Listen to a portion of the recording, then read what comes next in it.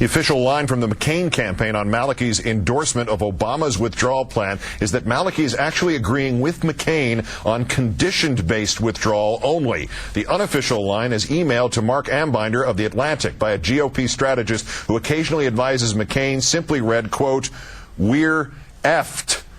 Camp McCain sent scrambling to try and wrest attention away from the Iraq trip they pushed Senator Obama to take, seizing on any hint of disagreement with his plan. If I were to say to you, let's set a timeline of getting all of our combat troops out within 2 years, what do you think would be the consequences of setting that kind of a timeline? I think the consequences could be very dangerous in that regard. I'm convinced at this point in time that making reductions based on conditions on the ground are very important.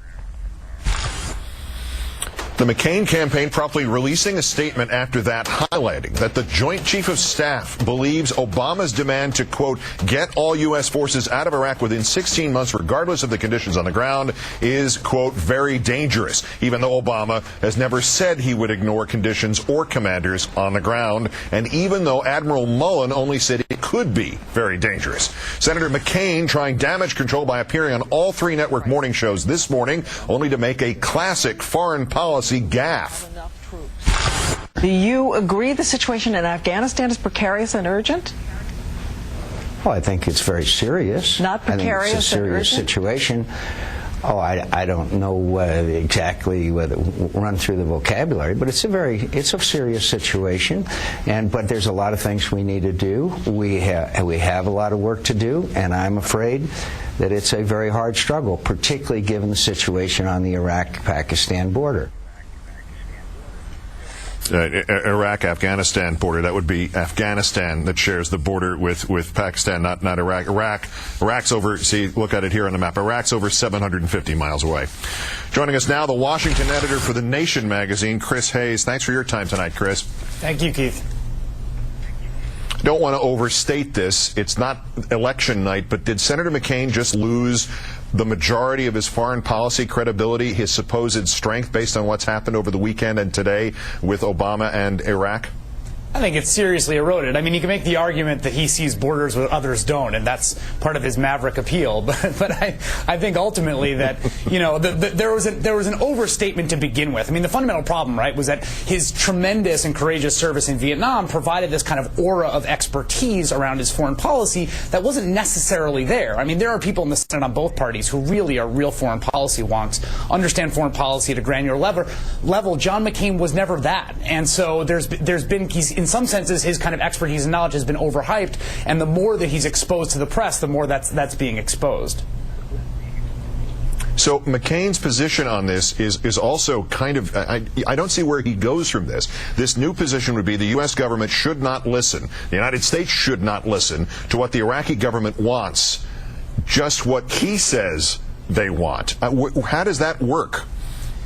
It doesn't work. I mean, the fundamental problem here is we have this sort of crisis, this democratic crisis, right? You have two ostensible democratic nations, the United States and Iraq. You have two polities, democratic majorities, that want the U.S. to move towards withdrawal, and yet there's been no movement towards withdrawal. What you've seen in this country is a lot of frustration, and now what you're seeing in Iraq among Iraqi politicians and the Iraqi populace is a lot of frustration. The problem for John McCain and George Bush is this. They have defined leaving as losing.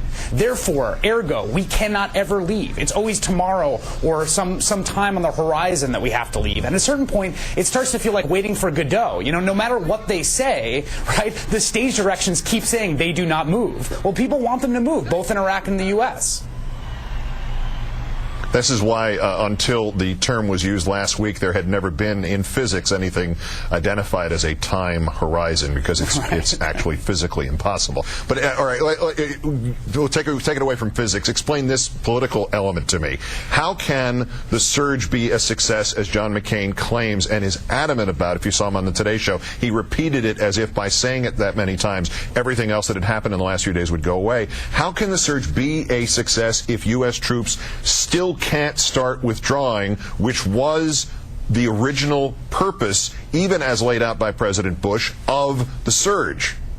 Yeah, that's the ultimate paradox at the heart of this. I mean, the big difference in the campaign, and it cannot be stated enough, right? The difference between these two candidates is that for Barack Obama, the strategic objective is to leave. And for John McCain and George Bush, the strategic objective is to stay, right? That's the difference. So the surge, might have brought down the violence. And in fact, there's a lot of other factors, right? We have the Sunni awakening. We have Muqtada al-Assad sort of telling his people to chill out. So there's a lot of things that happen aside from the increase in U.S. troops. But that aside, the problem is that the fundamental vision that's underlying what John McCain and George Bush want to do in Iraq involves a long, decades-long, generation-long robust military presence in the region, and that's fundamentally unacceptable to the Iraqi people. Right. We have been invited to leave. The thing does not even make it to the end of a first decade at the end of 2010. Last point, Chris. The New York Times says it rejected an op-ed that Senator McCain wrote about Iraq because, and maybe this is symbolism here in its finest form, because he refused in this to give any concrete definition of victory in Iraq or to give some sort of clear articulation of his plan to achieve whatever victory is. Suddenly, is this in great relief in our understanding of what McCain's campaign problem is regarding Iraq, that there is basically a chant of USA, USA in this, and no specifics whatsoever? There is no definition of victory, therefore there cannot possibly be victory? Yeah, that's exactly it. The whole conditions-based withdrawal has been a smokescreen from the very beginning. In fact, we've been hearing that it's 7 years in. This war's gone on longer than World War II, and we've been keep being told about conditions-based withdrawal. Well, when conditions got worse, we had to stay to make them get better, and once they get better, we have to stay to make sure they never get worse. So at a certain point, people are on to this hustle, right? People want to see, both in the U.S. and in Iraq, want to see U.S. troops begin the process of a responsible redeployment, and no matter what John McCain says about the success of the surge is irrelevant to the ultimate strategic objective, which is an end to the war and the occupation. Right. It used to be called Time Horizon, or it's now called Time Horizon. It used to be, in my youth, known as Kick the Can down the road. Chris Hayes, the Washington editor of The Nation magazine. Thank you, Chris. Thank you, Keith.